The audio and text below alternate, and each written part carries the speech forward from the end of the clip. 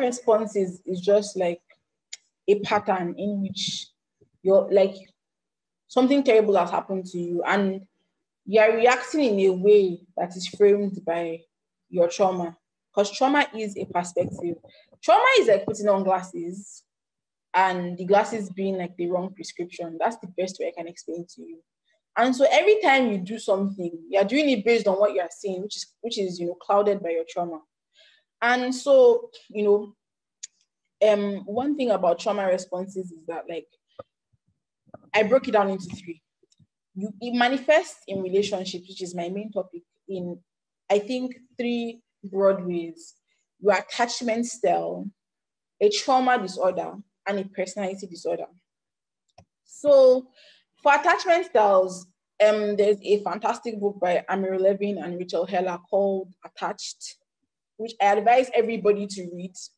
It explains attachment styles, and I'm just going to break down attachment styles for someone with yes, attached, fantastic book. Attachment styles is like when you're a child, you're a helpless person, and so you need it's an evolutionary thing. Speaking from an academic perspective, a lot of people, academics, will say it's just something that as human beings we've evolved to do. We know that a child instinctively knows that I cannot keep myself alive.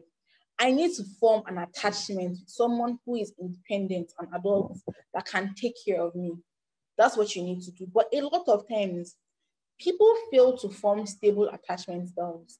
And so trauma, a lot of times, begins from childhood. And even there's research that shows that trauma actually can begin from the womb as a fetus, but we're not going to go into that. And so when you form attachment, when you can't seem to form attachment styles with your caregiver, there's an issue. It goes on because you take that what's the word? You take that pattern, that model of how you formed an attachment style with your caregiver, your parents, your auntie, whoever that took care of you as a child, your mom. And you take that on because that's all you've known and you project that into your relationships. I'm not talking about just romantic relationships here, all relationships. And you can see the attachment styles are divided into, you have anxious attachment, you have dismissive avoidance, you have fearful avoidance. Again, I don't want to go into this because that would be like a whole topic on its own. But I think you should at least take an attachment style test, which you can easily find. And you should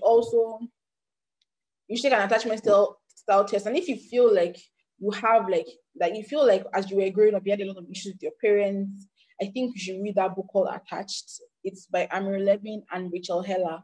I highly, highly recommend it. And Gabor Mate, who is a leading researcher on trauma, has a fantastic book. Actually, he has a lot of books, but I would say watch a YouTube video on just Google Gabor Mate attachments. He has a fantastic podcast he did with somebody where he talks about attachments. I think it was phenomenal. So there's that, your attachment styles. Then you have trauma disorders. Trauma disorders are just really like things like PTSD and acute stress disorder and adjustment disorders. And it's not just PTSD is what we really know, but there are a whole lot more trauma disorders than PTSD. And what happens is that people with trauma disorders, again, it could be anything, and that's why it's very important that people get diagnosed by a licensed professional. So if you want, just going to drop this there, I highly, highly recommend that if you want to get diagnosed, I'm not saying you have to use the services in Yaba to see a therapist or anything, but if you want to get diagnosed, I highly recommend that you go to Yaba, the neuropsychiatric hospital in Yaba, to get diagnosed. They do all the tests for you. They do a psychological evaluation and a psychiatric evaluation, and they diagnose you. If you don't want to receive treatment there, that's fine. But I highly recommend that if you want to, know what is wrong with you, and with good professionals, as good as they can get anyway, with the system that works, that is inept and doesn't really work for them, and at an affordable rate, you should definitely go to Yaba. My 40 minutes is up, so I'm almost done. So I'm just going to try to run through this. So anyway, people have different kinds of trauma disorders. And the thing about trauma disorders that really exhibits that they really exhibit in relationships and interactions is that it causes problems rather with things like trust and closeness, communication and problem solving. So if you have a trauma disorder, you have issues most likely with trust. And so it's important that you are aware of this. And that's why, again, getting a diagnosis is very important in those kind of things. Anyway, the last thing I want to talk about is the personality disorder. In my research, personality disorders, a good number of them are directly linked to childhood trauma. And it's because one thing about this is that because your personality is formed as a child, it only makes sense that if you had like an unstable childhood emotionally and even physically and financially and all other sources of trauma, it's also important. It just makes sense that you have that it just makes sense that you might develop a personality disorder. And I think one personality disorder that is really notorious for having being linked to childhood trauma is borderline personality disorder, or like I think everybody again should do their research and see a psychiatrist and all of that. But these are three things that would just make sense. And one thing that I actually talk about when talking about personality disorders is that people with personality disorders have a very warped sense of thinking that is obviously not their fault. It happens with all mental illnesses, really. Your reality a lot of times is not a true reality. It's a reality that you don't really, that you've told yourself because that's how you understand it to be, because you couldn't fully process that memory, right?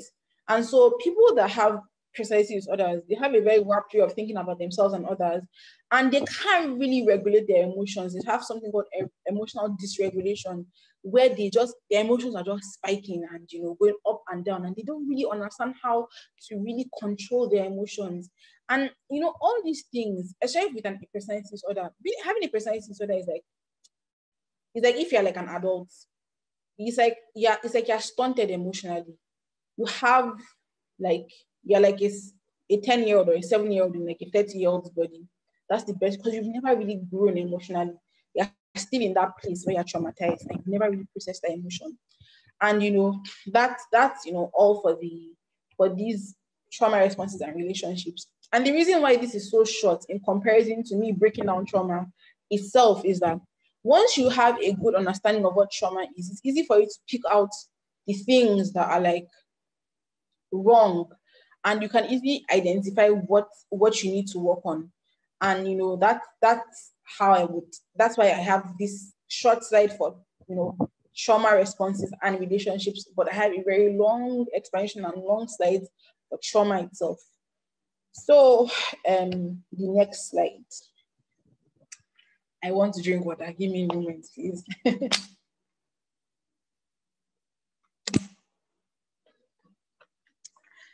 So I like this quote by Dana Akuru, and I felt like I should include it in this slide because I feel like a lot of times, and it just makes sense, people want to heal from trauma like really quickly, and it just makes sense that you'd want to do that because nobody likes being in like the throes of trauma. But it takes a lot of time. It takes a lot of time, and it's not a very easy thing to do because we live in a society that like emphasizes like on the grind culture. So rise and grind. You have to always have something. You always have to be productive, and like rest is for people that are really rich. Like so, when we just say, "Oh, you're taking," so it's you only go on holidays when you really had like a certain amount of money, or you only like take time out to pamper yourself when you've done something. It's like a reward. When rest is something that everybody is entitled to, regardless of whatever. And I like this quote a lot because it says healing is like an onion. As you process through one layer of trauma to release the pain and heal, a new layer will surface. So I don't know if you guys have seen Shrek. When Shrek is telling Donkey, telling donkeys to shut up in the onion fields. And he's talking, and I love that because he's talking about how people have layers. People are complex. And so you have, and because trauma is something that most of the time has always compounded over the years, it takes time. It takes a lot of time. You have to be patient. You have to be patient with yourself. You have to be ready to make a lot of mistakes and not vilify yourself for that. And it's very difficult. It's really difficult because one major, characteristic with people that are traumatized, that there's a lot of self-loathing. You really hate yourself, but it's something that you can turn around. It just takes a lot of time. And the best thing about it taking a lot of time, because I know people listening will be like, oh, it takes a lot of time. So it's kind of scary. It's not, you being healed, in quotes, you being healed is not a destination. It's not something that you get to. It's consistently a journey.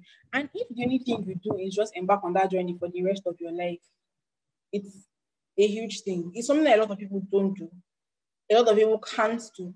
A lot of people don't even have the patience for. If that's the only thing you do with your life, that you're just trying to be better with yourself, you're doing a lot. I like this quote by Brian Williamson that talks about how, like, when she says, like, when you give people permission, she said a lot of things that quote, but I like that part where she says, like, it's like she was talking about who are we to say, it was Nakila and the V anyway. I can't fully remember the quote, but she says that, like, when you do things that are amazing, when you give yourself permission to heal and to be loved and all of that jazz, you also give other people permission, because people are looking at you and people are saying, oh, wow, that girl used to have a really hard time, but now she's doing amazing stuff. Oh, now she's happier. And people are like, oh, I want to be like that. So I think that if that's the only thing we do, that is like something that is definitely worthwhile, something that a lot of people don't get around doing. And I think it's something that you should be proud of.